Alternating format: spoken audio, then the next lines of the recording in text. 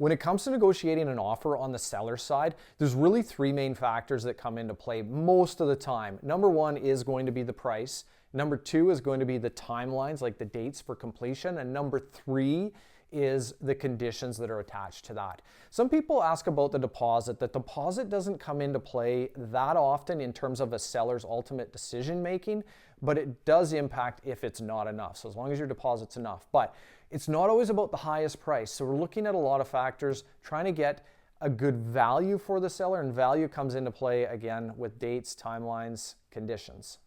So the difference between negotiating a contract on the seller side versus the buyer side, the biggest difference is that a lot of times it's harder for the sellers because they're attached to the home.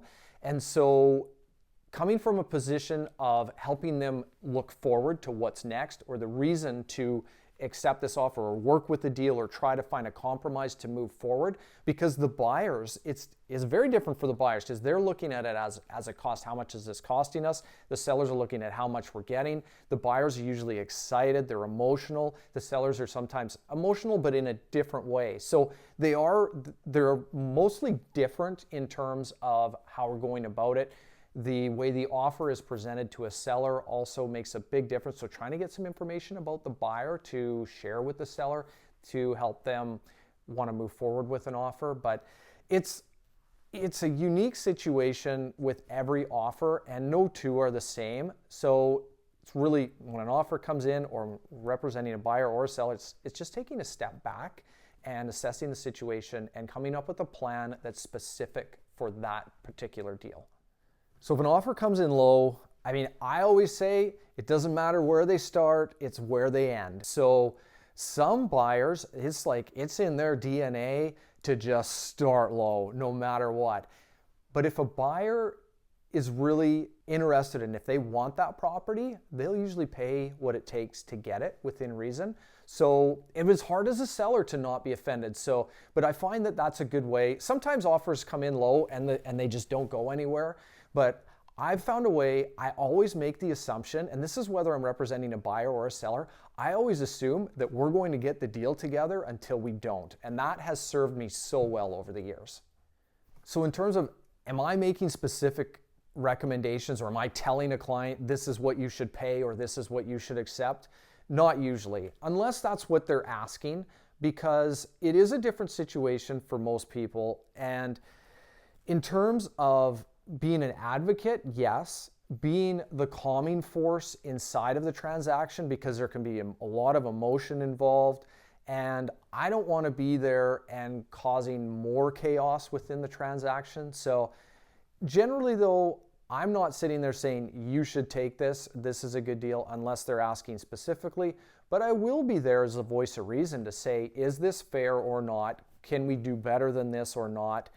And sometimes maybe it's less than a seller wants, but the process and the goal of moving forward is greater than the reason to stay and try and squeeze out some extra money. So on the selling side, mistakes that I see sellers make in negotiating offers is getting offended or getting too emotionally involved in the process. I've had it where a buyer puts in the contract, home must be professionally cleaned prior to completion. And a seller seeing that and taking total offense and deciding that those people thought that their house was dirty for some reason.